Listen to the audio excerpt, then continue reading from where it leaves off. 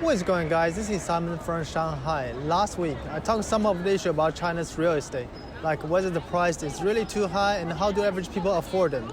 So if you haven't watched the video, definitely go check them out. After my video was posted, I saw some of you ask more questions about the real estate in China. So this week, let's go through some of the popular ones together. First question, whether there is an expiration date for the house that you buy in China. And if it does, what will happen after the expiration date? First of all, yes, there is an expiration date for all private housing.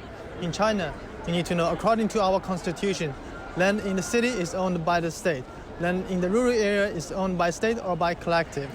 Although average people cannot own land privately, they can obtain land use right for a number of years for a fee.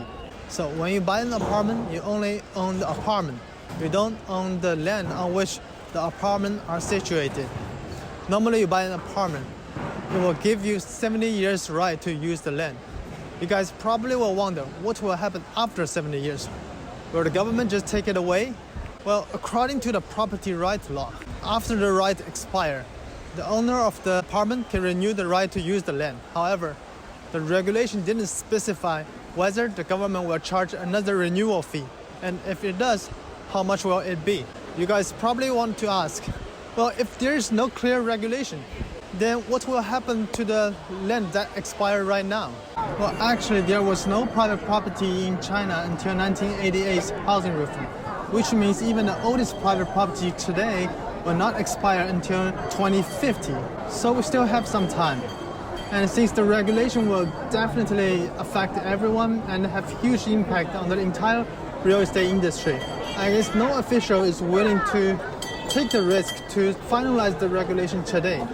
They will rather wait and let the successor deal with it than making risky move today. Personally, I won't worry about too much. There are two main reasons that I don't think the price for the renewal will be ridiculously high. Reason number one, in China, you need to understand the biggest enemy of the government is social instability. The government is willing to do anything, literally anything, to ensure the stability of society. Suppose they decide to charge a huge amount of fee for renewal. Guess what will happen? It will have a huge negative impact on the housing price. Because if people still need to pay a huge amount of money after they buy the apartment, then why do they buy it at the first place, right? Why not just rent a place? The real estate industry will crash and the whole economy will crumble, which will be the worst thing our government wants to see. Reason number two, guess who owns the majority of apartment? Average people? No. Moving on, let's talk about the second question. When the government plans to take your house or apartment away, do they give you enough compensation? Well, it's not easy to answer. Let me just give you a little bit background before addressing the question. For the last decade, urbanization has always been one of our government's top agenda items. During the process of urbanization, of course, a lot of time the government will need to take the land back from people so they can build different kinds of public infrastructure, such as elevated road, subway, shopping center, etc., etc. After government take the land, usually there are two types of compensation for the people who used to live there to choose. The first option, you can choose to move into the apartment building built by the local government. The second option, you can also choose to get money and buy an apartment by yourself. Generally speaking, except for some local residents who really miss their old house, most of the people are willing to cooperate with the government as long as they get enough compensation. Why? Because most housing conditions in rural China are pretty bad. I've been to the United Kingdom last year. I saw a place like this and this. I'm amazed by the quality of the housing in rural England. However, in China, most of the time, you only see this. Therefore, most people are willing to accept the relocation program as long as they get a fair deal. Although the quality of the newly built apartment building is also sometimes questionable, but at least it's better than old house. When you read the news about the people who refuse to move, there are mainly two possible scenarios. Scenario one, although we have law which require the local government to give fair compensation to the local residents, a lot of time due to greed and corruption, the person who is in charge of the relocation will try to minimize the compensation for the local residents. And sometimes they will hire part-time security to force the people to move. Scenario two, the compensation the local residents are asking for is much higher than the market value of the house, which beyond the government's budget. If the future project is very important, say building an Olympic stadium, then the government probably gonna move them anyway.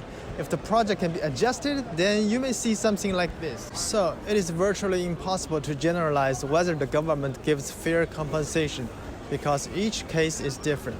In Shanghai, I can tell you that many local people are looking forward to getting relocation, because the compensation is actually quite a lot. Take one of my friends as an example.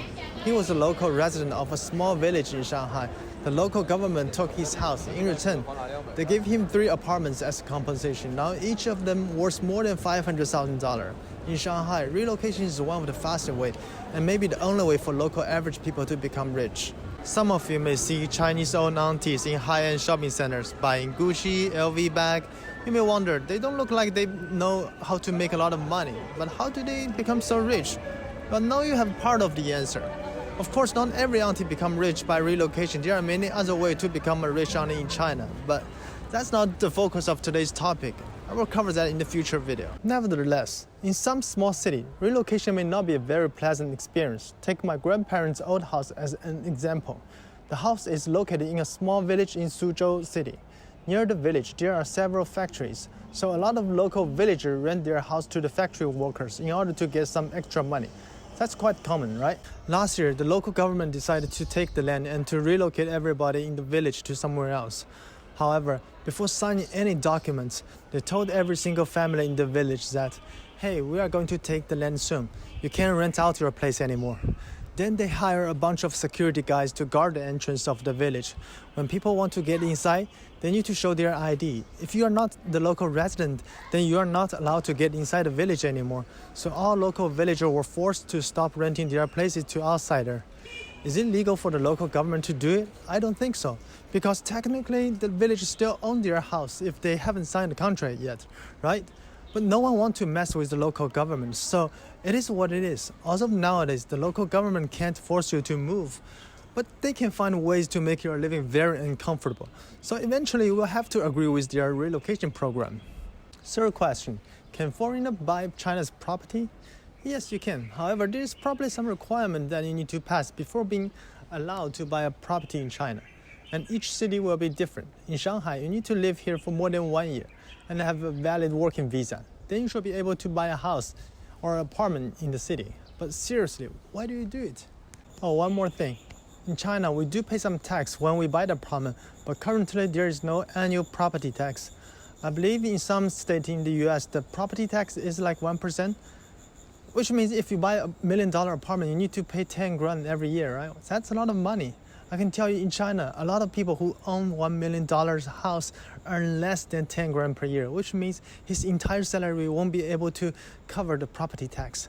I can't imagine if China starts collecting property tax, that's going to be a nightmare. I wonder if every country is like that. I think that's pretty much it for today's video. I know there are many other things I haven't covered.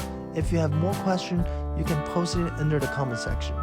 Okay, if you like my video, please hit the thumbs up button. If you want more content about China from an average Chinese guy, please subscribe to my channel. Once again, thank you so much for all the love and support. I will catch you next time. Peace.